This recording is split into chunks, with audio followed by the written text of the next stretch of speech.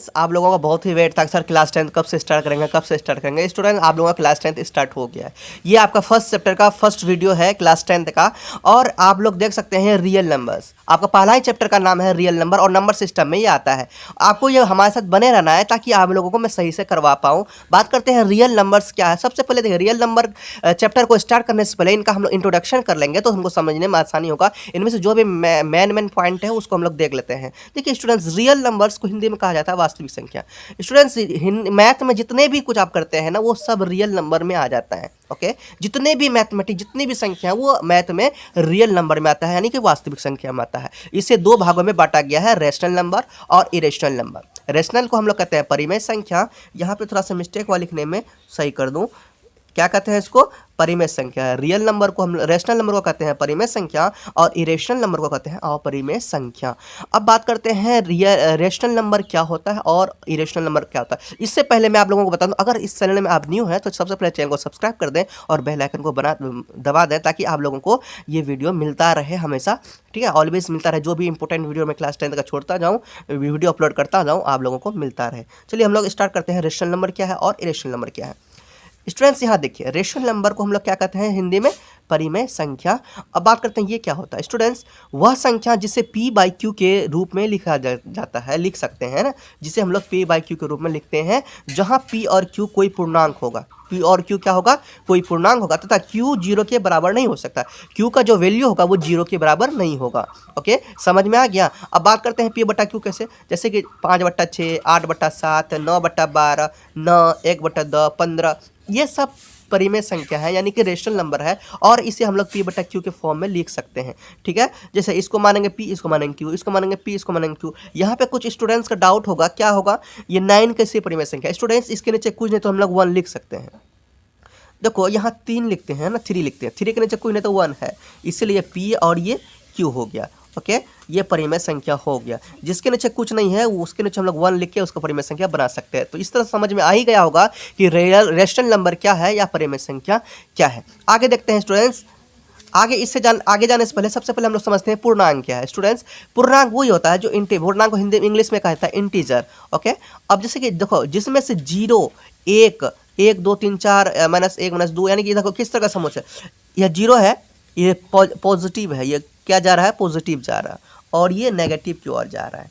जिसमें पॉजिटिव भी हो नेगेटिव भी हो और शून्य भी हो ये सब को मिला के जो बनता है वो आपका पूर्णांक होता है और इसके अंतर्गत भी पूर्णांक होता है। जैसे कि यहाँ 0 से ये आगे बढ़ा 1 2 3 4 ये अनंत तक जाएगा ये रुकेगा नहीं अनंत तक जाएगा और ये -1 -2 -3 ये अनंत तक इधर भी चलता रहेगा और ये 0 सिर्फ केवल एक ही होगा और 0 ना ही परिमेय संख्या होता है ना ही अपरिमेय संख्या होता है। ये आप लोगों को याद रखना है। ओके तो बात ये करते हैं तो पूर्णांक में समझ में आ गया पूर्णांक क्या होता है पॉजिटिव भी होता है नेगेटिव होता है और इसमें से 0 शामिल होता है। पूर्णांक समझ में आ गया होगा। अब बात करते हैं स्टूडेंट्स अपरिमेय संख्या। स्टूडेंट्स अपरिमेय संख्या वही होता है ना जो p/q के रूप में नहीं लिखा जाए। यहाँ लिखा है वह संख्या जिसे p/q के रूप में नहीं लिखा जा सकता है और जो हमेशा रूट के अंदर में ही रह जाता है जो रूट से बाहर नहीं निकलता है वही तो अपरिमेय संख्या होता है। स्टूडेंट जैसे कि √3 √5 √3 को कुछ भी करोगे ना क्लास 8 में पढ़ रहे होगे शायद तो पता होगा। √3 क्या बाहर निकलेगा नहीं √4 बाहर निकलेगा 2 × 2 वर्गमूल से क्या हो ना वर्ग और वर्गमूल स्क्वायर एंड स्क्वायर रूट। अगर स्क्वायर एंड स्क्वायर रूट नहीं किए हैं तो आप लोग कमेंट कीजिएगा आप लोगों को पहले ये करा दूंगा। ओके तो √5 भी रूट के अंदर से बाहर नहीं निकाल सकता है। जितना भी हम लोग इसका गुणनफल कर लें 1/√2 इसको भी हम लोग रूट के अंदर से बाहर नहीं निकाल √7 रूट के अंदर से बाहर नहीं निकलेगा। पाई भी आपका अपरिमेय संख्या याद रखना ध्यान रखना हमेशा कि पाई आपका अपरिमेय संख्या इसका कोई एग्जैक्ट वैल्यू नहीं है। 3 + 2 √2 इस तरह से बहुत सारे हो सकते हैं जो रूट के अंदर में होते हैं बहुत सारे ऐसे हो सकते हैं जो अपरिमेय संख्या है etc। ओके तो इससे आगे देखते हैं स्टूडेंट्स क्या है। चलिए ये तो समझ में आ गया अपरिमेय संख्या। जहाँ भी समझ नहीं आएगा तो कमेंट कर दीजिएगा। ओके चलिए आगे बढ़ते हैं। इससे आगे समझते हैं। आगे है आपका प्राकृत संख्या। स्टूडेंट्स प्राकृत संख्या वो होता है जो 1 से स्टार्ट होता है और अनंत तक जाता है 1 2 3 4 5 6 डॉट डॉट डॉट करते हुए अनंत तक चले जाता है। ये आपका होता है नेचुरल नंबर या प्राकृत संख्या। ये आप लोगों को याद रखना है। सम संख्या क्या होता है। स्टूडेंट सम संख्या वो होता है जो 2 से विभाजित हो जाता है 2 से कट जाता है ना। जैसे कि 2 4 6 8 10 ये सब 2 से कट सकता है ना। तो 2 से जो कट सकता है वही आपका सम संख्या होता है। और ये स्टार्टिंग देखिए 2 से स्टार्ट होता है और ऐसे करते हुए अनंत तक जाता है ना, 2 4 6 8 10 जो भी 2 से कट सकता है वो आपका सम संख्या में आ जाता है। अब बात करते हैं हम लोग विषम संख्या। स्टूडेंट्स जो 2 से नहीं करता है ना वही आपका विषम संख्या होता है। 1 2 से करता है नहीं ना, विषम संख्या है। 3 2 से करता है नहीं ना, विषम संख्या। 5 2 से करता है नहीं ना, विषम संख्या। यानी कि जो भी 2 से नहीं करता है वो आपका विषम संख्या होता है। ठीक है, इस तरह से विषम संख्या भी समझ में आ गया। बात करते हैं पूर्ण संख्या। देखिए पूर्ण संख्या क्या होता है। पूर्ण संख्या को देखिए, विषम संख्या को इंग्लिश में ऑड नंबर बोलते हैं, ऑड नंबर से याद रखना।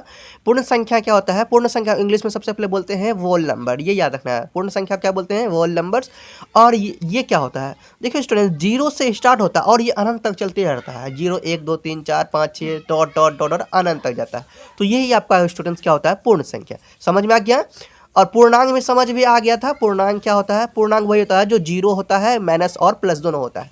ठीक है, जिसमें से 0 शामिल होता है और पॉजिटिव से नंबर और नेगेटिव नंबर ये भी शामिल होता है। जैसे कि मैं आप लोगों को भी दिखाया था कुछ देर पहले।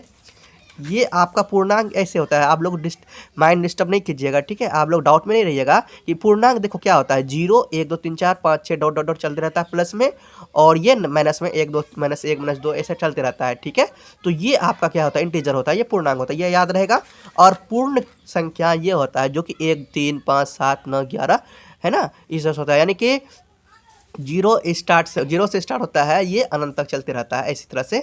और प्राकृतिक संख्या स्टार्ट होता है 1 से, पूर्ण संख्या स्टार्ट होता है 0 से, ये आप लोगों को याद रखना है। अब बात करते हैं स्टूडेंट्स, क्या बात करते हैं, बात करते हैं अभाज्य संख्या। इसको हम लोग रूट संख्याएं भी बोलते हैं और इसको इंग्लिश में बोलते हैं प्राइम नंबर्स। ये आप लोगों को याद रखना है स्टूडेंट्स। प्राइम नंबर या अभाज्य संख्या वही होता है जो किसी भी चीज़ से नहीं करता, सिर्फ 1 से करता है या खुद से करता है। जैसे 2 1 से करता है, 1 गुना 2, 1 भाग करेंगे 2 से तो 2 से कट जाएगा, है ना। 2 भाग 1 करेंगे तो 1 से कटेगा ये 2, और ये खुद 2 से कटेगा। 3 1 से कटेगा और 3 से कटेगा। 5 1 से कटेगा और 5 से कटेगा। और किसी चीज़ से कटेगा 7 1 से कटेगा और 7 से कटेगा। यानी कि जो केवल 1 से कटे और खुद से कटे वही आपका अभाज्य संख्या या रूट संख्या होता है। इसे इंग्लिश में प्राइम नंबर बोलते हैं। यही आपका प्राइम नंबर होता है, ये आप लोगों को याद रखना है।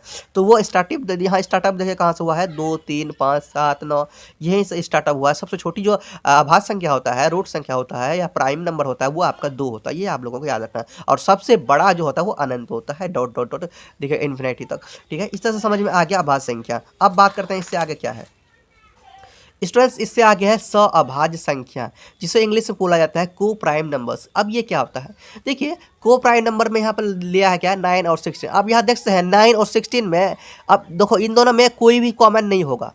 9 में ऐसा कुछ है जो इसमें से है नहीं ना, तो 9 और 16 ये एक कॉमन की बात करें, सिर्फ एक ही कॉमन हो सकता है, दूसरा कोई नहीं।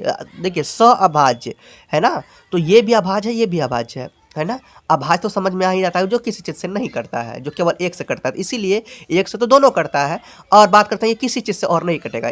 9 किससे कटेगा, 16 के 9 और 16 आपस में कटेगा, या 9 का ऐसा कोई भी टेबल, ऐसा गुणनखंड जो इससे ही कटे नहीं ना, इसीलिए ये आपका सअभाज्य संख्या है। 4 और 15 में 15 को अगर करेंगे 3 गुना 5 होगा 15, 4 को करेंगे 2 गुना 2 होगा, यानी इसका अलग हो रहा है, इसका अलग हो रहा है। हाँ होगा तो केवल 1 सेम होगा दोनों में। 80 81, 80 अलग है और 81 अलग है। 80 का 9 81, 80 9 81 होगा 80, और 80 खुद 10 8 80 होगा।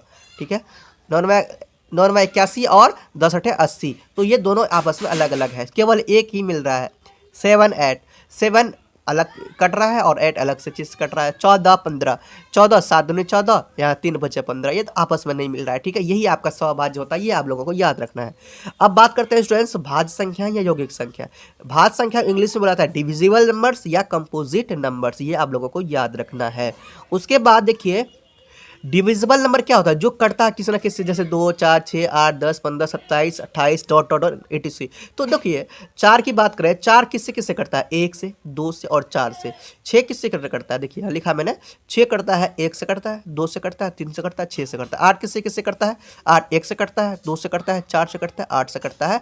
ठीक है, यानी कि 2 से अधिक चीज़ों से जो 2 से अधिक चीज़ों से कट जाए वही आपका क्या होता है, भाज्य संख्या। जो कटने वाला संख्या होता है, याद रखना, जो डिविजिबल होने वाला संख्या संख्या होता है जिसमें भाग लग जाता है, जो कट जाता है वही आपका भाज्य संख्या होता है, यौगिक संख्या होता है, डिविजिबल नंबर होता है, कंपोजिट नंबर होता है। यह आप लोगों को याद रहेगा, ठीक है। तो स्टूडेंट्स आज के वीडियो में बस इतना ही चर्चा करना था हमको, और आप लोग बने रहने के लिए कमेंट और सब्सक्राइब कर दीजिएगा। चैनल को कमेंट कीजिए इसलिए कि आप लोगों को पता रहे हाँ आगे हमको सीखने में कैसा लग रहा नहीं लग रहा है, आप लोग बता दें, और आप लोगों को ये पता रहे कि आगे क्या सीखने वाला है। कमेंट कर सकते हैं। आगे इससे आगे बस हम लोग किताब से करेंगे, जो भी क्वेश्चन रहेगा आपका आपके एनसीईआरटी बुक से मैं स्टार्ट करूंगा नेक्स्ट वीडियो में, ठीक है। तो जाने से पहले स्टूडेंट्स प्रेम से रहो, प्रेम से पढ़ो, प्रेम से बोलो।